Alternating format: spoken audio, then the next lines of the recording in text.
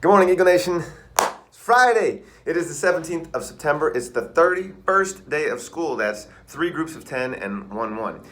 Wherever you may be, please stop, please stand. Let us together rise for this morning's pledge of allegiance. I pledge allegiance to the flag of the United States of America and to the republic for which it stands, one nation, under God, indivisible, with liberty and justice for all. Thank you. You may be seated. And if you haven't been standing with us for the pledge regularly, I expect you to do so. Please begin that habit if you haven't done so. 2 years ago, on November the 11th, we had a Veterans Day celebration here on our campus. And one of the World War II veterans who was here commented on the ceremony that he appreciated the music and the singing, but he said when we stood for the national anthem, so few students were standing with any measure of respect or reverence. And of course, there's a lot of things tied to that particular act. And it's important that if you are going to, for whatever reason, protest or stand against something, that you be able to explicitly understand and convey your reasons, your rationale for why it is that you're doing that. And when you're ready to do that, I would love to talk with you. Until that time, I ask that you all please stand and join us in the Pledge of Allegiance. With that, let's get to our Friday. We got a couple things going on, actually lots of things going on. First, I wanted to share this as we continue our celebration of Hispanic Heritage Month. And I was doing some research online, and I wanted to see where maybe does the term work ethic combine with Hispanic Heritage Month. And so I found this op-ed, that's an opinion editorial, in the New York Times from a year ago.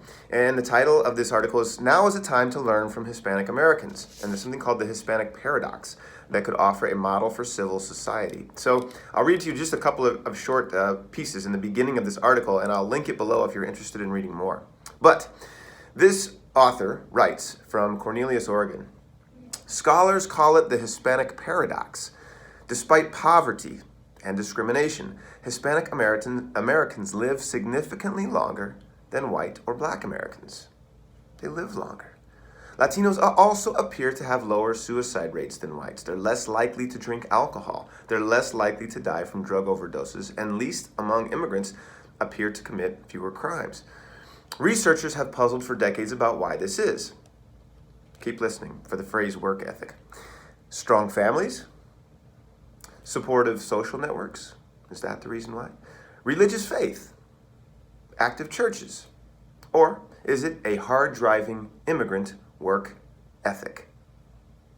If you'd like to read more, I would encourage you to do so. I will link this below the video today so you can check it out and read the rest of this opinion editorial.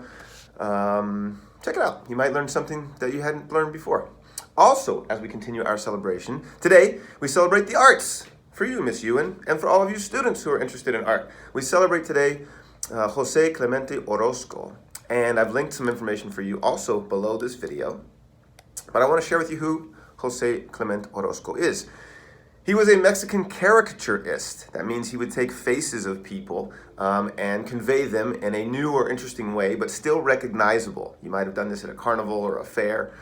And he helped usher in an important era of Mexican muralism that encouraged unity in the country after the Mexican Revolution. Murals have an important history in Hispanic culture. Remember, yesterday we talked about Chicano Park in San Diego. Some of that history actually stemmed from decades, many decades in fact, before Chicano Park was formed, and Jose Clemente Orozco was one of the original muralists. Many of his murals are often speak of the plight, it's a good word, plight of peasants and workers, and they're still visible throughout Mexico. His powerful artwork can often be macabre and tinged with anger at the social injustices happening in Mexico. Many of his best murals are found in Guadalajara. Perhaps you've been there. His 57 frescoes at the city's Instituto Cultural Cabañas were made a UNESCO World Heritage Site in 1997. If you would like to see one of Jose Clemente Orozco's famous works, please scroll down and you'll see one of his paintings. And if you'd like to see some related works, perhaps 9 additional famous Hispanic and Latino or Latinx artists, click the link at the bottom of that summary and it'll take you to a webpage that shares additional information about artists. So check it out. Today, we celebrate you, Jose Clemente Orozco. With that, it's Friday. Let's get to some words of wisdom so you can get to the business of teaching and learning. And today is on the topic of virtue. Thomas Paine was a great American patriot. He once said, "We should remember that virtue is not hereditary." Got a social studies concept and a science concept all together today. Virtue means goodness, right? And if something is hereditary, it has been passed on to you from your parents, like your red hair or long legs. Mr. Paine is saying that he doesn't believe we inherit virtue from our parents, but that we learn to be good. How? By listening to those who try to teach us to be good, like our parents, our caregivers, our teachers. So today, keep your ears open. Notice when someone tries to teach you right from wrong.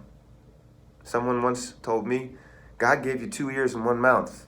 Use them in proportion. So remember Thomas Paine today and choose to listen. With something to think about, this is Mr. Lodato. Mask up, keep your distance, stay in your cohort, and make it a great day, or not. The choice is yours.